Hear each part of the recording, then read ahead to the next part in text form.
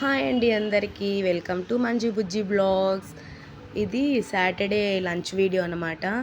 Daily ఏదో ఒక curry చేస్తూనే ఉంటాం కదండి. ఏం చేయాలో ఒక్కొక్కసారి అసలు అర్థమే కాదనమాట. వంట చేయడం కూడా చాలా కష్టమైతే కాదు, ఏం వంట చేయాలని ఆలోచించడమే చాలా కష్టమైన పని అనమాట. అందుకే నేను ఇవాళ వెజ్ బిర్యానీ అయితే చేద్దాం అనుకుంటున్నాను. ఇంకా రైస్ అయితే నానబెట్టి పెట్టేసుకున్నాను అనమాట. ఇంకా నేను రేపు చేద్దామని ప్లాన్ వేసుకుంటే ఇవాళ నైటే వెజిటేబుల్స్ ఇలా పుదీనా ఇవన్నీ రెడీ చేసి అయితే పెట్టేసుకుంటాను. జింజర్ గార్లిక్ పేస్ట్ అన్నీ రెడీ చేసేసి పెట్టుకుంటాను అనమాట. కానీ ఇవాళ చేసే వెజ్ బిర్యానీ అంటే అప్పటికప్పుడే ప్లాన్ చేశాను. సో పుదీనా కూడా అప్పుడే ఒలిచి పెట్టుకున్నాను. ఇంకా నేనైతే చాలా సింపుల్గా అయితే చేస్తానండి వంటలు. ఎక్కువ మసాలాలు అంతా వేయను, కారం వేయను, ఎందుకంటే పిల్లలు తినరన్నమాట. ఇంకా పిల్లలు తినడమే కదా కావాలి. నేను అంతగా కారం అయితే తినను, చాలా తక్కువనే తింటాను. ఇంకొకటి ఏంటంటే వెజ్ బిర్యానీలో వెజిటబుల్స్ కూడా అంతగా వేయను. జస్ట్ 1 పొటాటో, ఒక 3-4 బీన్స్, 1-2 క్యారెట్ అనమాట. మా పిల్లలైతే వెజ్ బిర్యానీ అంటే ఇష్టంగా తింటారు, కానీ అందులో వెజిటేబుల్స్ అయితే అస్సలు తాకరండి. ఎంత బాగా అన్ని కూరగాయలు ఏరి పక్కన పెడతారనమాట. లాస్ట్కి అవి నేనే తినాల్సి వస్తుంది. చాక్ అయితే ఇది కత్తి అస్సలు షార్పే లేదనమాట. నేను రెగ్యులర్గా యూజ్ చేసే నైఫ్ ఎక్కడ పోయిందో నాకైతే కనిపించలేదు ఆ టయానికి. ఏదో ఉండింది, నైఫ్తోనే చేశాను. కొంచెం నా తెలుగు అలా ఇలా ఉంటుంది, అడ్జస్ట్ చేసుకోండి. అంటే నేను తెలుగే కానీ హస్బెండ్ తమిళ్.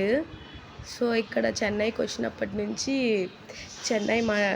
తమిళ్ మాట్లాడి తెలుగు కొంచెం సరిగ్గా రావట్లేదు అనమాట. రెండు మిక్సప్ అయి ఉంటుంది, కొంచెం అడ్జస్ట్ చేసుకోండి. ఇంకా వెజిటబుల్స్ అంతా కట్ చేసేసుకొని ఇంగ్రీడియంట్స్ అంతా ప్లేట్లో అయితే పెట్టేసుకున్నాను. ఫైనల్గా కుక్కర్ అయితే పెట్టేసి ఏం వేయనండి, స్పైసెస్ ఉన్నాయి కదా, ఆ స్పైసెస్ ఏం వేయను అందులో. నేను స్పైసెస్ అన్నీ ఒక పౌడర్ అయితే చేసి పెట్టుకున్నాను. ఆ పౌడర్ అయితే 1 స్పూన్ వేస్తాను అంతే అనమాట. ఇందులో పర్టికులర్గా అవన్నీ వేసి అంత చేయను, ఎందుకంటే అవి వేసినా కూడా ఏరి పక్కన పెట్టేస్తారు నా పిల్లలు. సో ఆయిల్ అయితే వేసేసి కొంచెం సోంపు అయితే వేసేసి ఇంకా ఆనియన్, టొమాటో, గ్రీన్ చిల్లీ, పుదీనా అయితే వేసి బాగా కలబెడుతున్నాను అనమాట. కుక్ అవ్వాలి. అలా కుక్ అవ్వాలంటే మనం కొంచెం సాల్ట్ ఉంటుంది కదండి, రాళ్ళుప్పు, అది కొంచెం వేసుకున్నామంటే తొందరగా కుక్ అవుతుంది. జింజర్ గార్లిక్ పేస్ట్ మాత్రం నేను లాస్ట్లో వేస్తానండి. అది ఎందుకో ముందు వేసామంటే కుక్కర్ మొత్తం అడుగు పట్టేలాగా ఒకలాగా అయిపోతుందన్నమాట. ఇంకా జింజర్ గార్లిక్ పేస్ట్ కూడా వేసేసిన తర్వాత వెజిటేబుల్స్ అయితే వేసేస్తున్నాను. ఇంకా వెజిటేబుల్స్ అయితే వేసి కుక్ చేస్తున్నాను అనమాట. అందరూ వెజ్ బిర్యానీ బిర్యానీ కానివ్వండి 1:2 రేషియోలో చెప్తారు. అదేంటోనండి, నాకైతే 1:2 సెట్టే కాదు. నేను ఎప్పుడు 1:3 యూస్ చేస్తానన్నమాట. అప్పుడే నాకైతే వెజ్ బిర్యానీ కానీ ఇంకా చికెన్ బిర్యానీ అలాంటివి అయితే కరెక్ట్గా వస్తుంది. ఇంకా కొంచెం పసుపు, ఉప్పు అయితే ఇక్కడ వేసేస్తున్నాను.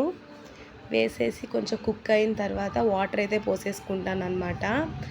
అంటే ఈ చెంబుతోనే నాకు అలవాటు. ఈ చెంబుకి ఒక కథ ఉంది, స్టోరీ, అది నేను మీకు ఇంకొక రోజు షేర్ చేస్తాను అనమాట.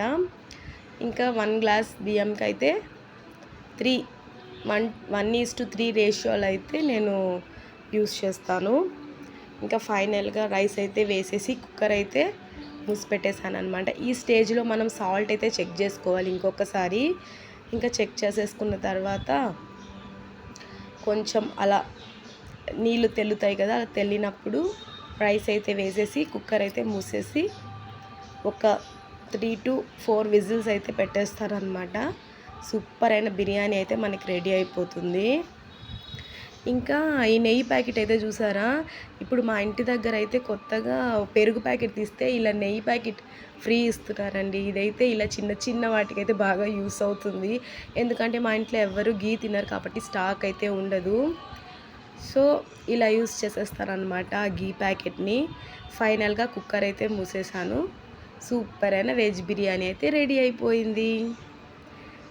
చూసారా ఎలా ఎంత పర్ఫెక్ట్గా అయితే వచ్చిందో. అంతేనండి. ఇంకా ఈ వీడియో అయితే మీకు నచ్చినట్లయితే లైక్ చేసి షేర్ చేసి విత్ కామెంట్ సబ్స్క్రైబ్ కూడా చేసేసుకోండి. బాయ్. బెల్ ఐకాన్ మాత్రం మిస్ అవ్వకండి ప్రెస్ చేయడం.